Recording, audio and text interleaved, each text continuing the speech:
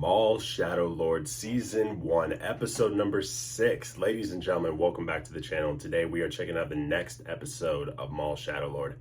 So, quick little recap for last episode. The Empire has officially arrived on Janix, and now they're hunting for Maul. We all know him. He's not going to leave without getting Devin on his side, so that's most likely going to result to his crew taking some heavy losses and all that. But yeah, no, they're here and they're gonna conduct business. But yeah, that's pretty much the recap for last episode.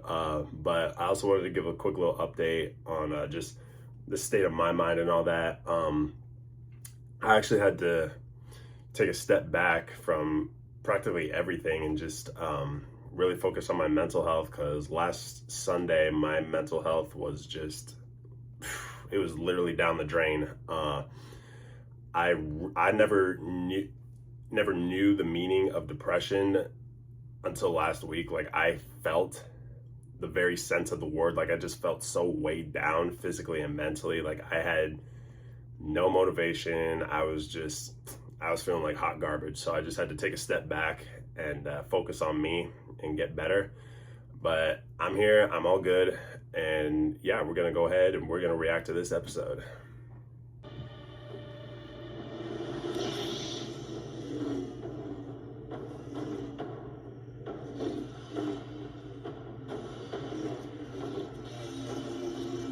Let's go, Maul flexing off his lightsaber skills.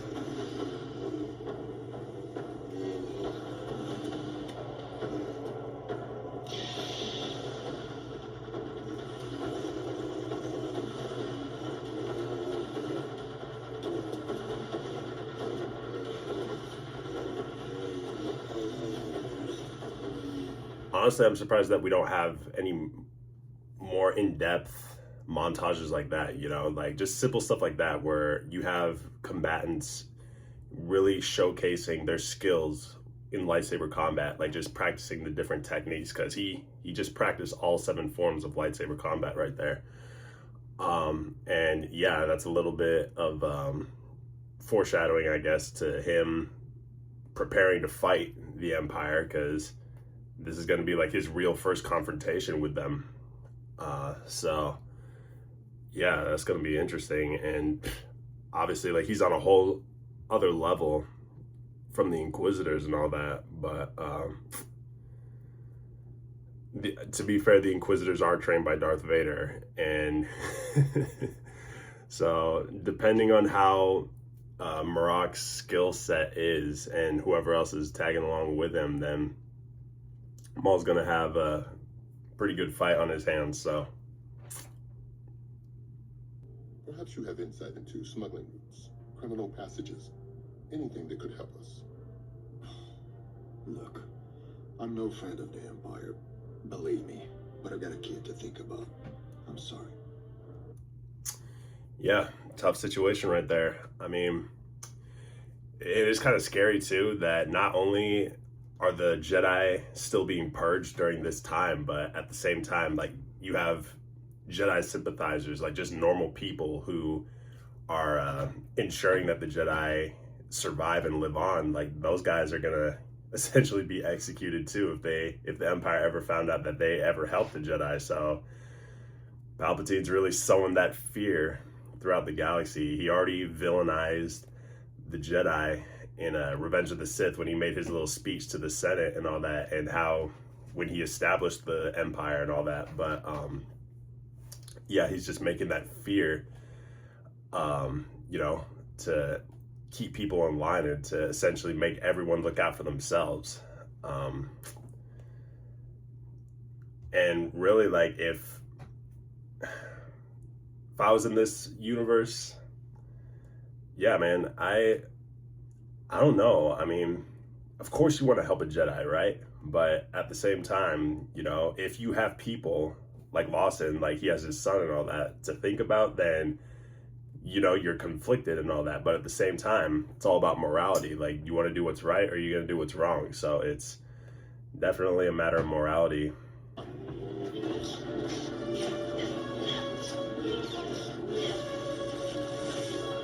Protect them. Go.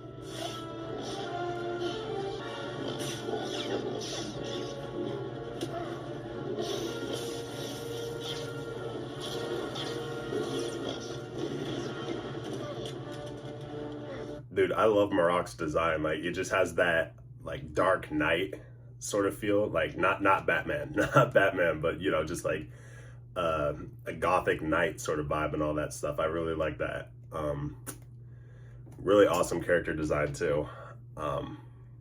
And kind of fitting too, since most Inquisitors are fallen Jedi. So, I mean, either Jedi Knights, Masters, or whatever, but it's fitting. Imperial troops engage targets in Sector 9. You're going out there to save the girl from the Jedi Hunter. She need only prove her resilience, and she will find me her ally.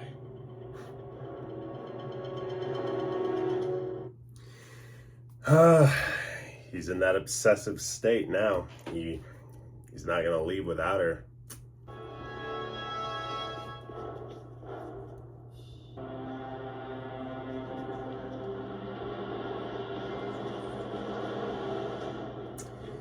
Yeah, you can fool the stormtroopers, but you can't fool an Inquisitor, dude. They're force sensitive. They're gonna sense you. Keep moving! The train! Go! What? No, I can't leave you. Bro, you're not doing anything. Just get on the train.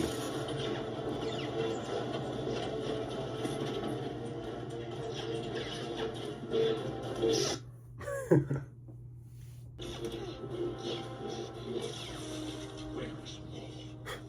Tell me. I'm right here.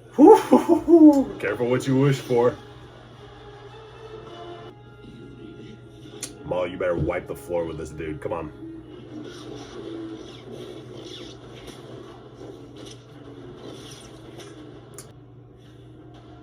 You will all be dealt with.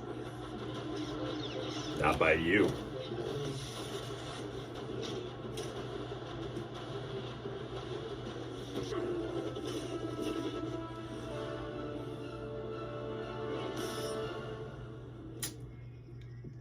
Man, dude, you're so lucky. You're so lucky that Maul was manipulating the fight. He's like, stop.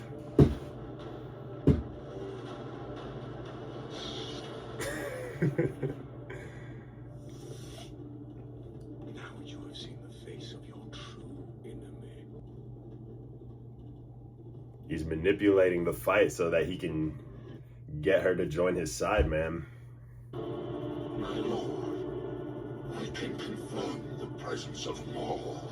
Being with two Jedi. How shall I proceed?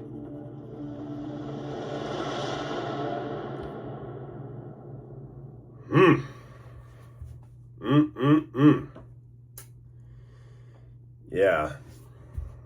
We already know he's not talking to the Grand Inquisitor, and most likely not the Emperor. So, hands down, it's got to be Vader, because Vader was given command of the Inquisitors in one of the Darth Vader, Dark Lord of the Sith comics. If you guys read that, I highly recommend you do. But essentially, Palpatine gives Vader control of the Inquisitors, and he's tasked with training them all and essentially helping them to sever their remaining ties to the light and to their Jedi past. Yeah, man. We get Maul versus Vader in this show. Wow, that's gonna be crazy. And yeah, really, it's fitting too. Because Maul essentially tried killing Anakin by running him over on his speeder in The Phantom Menace when he first fought Qui-Gon on Tatooine, and he nearly ran him over too. So that'd be like, imagine the dialogue with that, if that actually, like, if they had exchanged words like, you tried running me over 14 or so years ago. That'd be crazy. Yeah, man.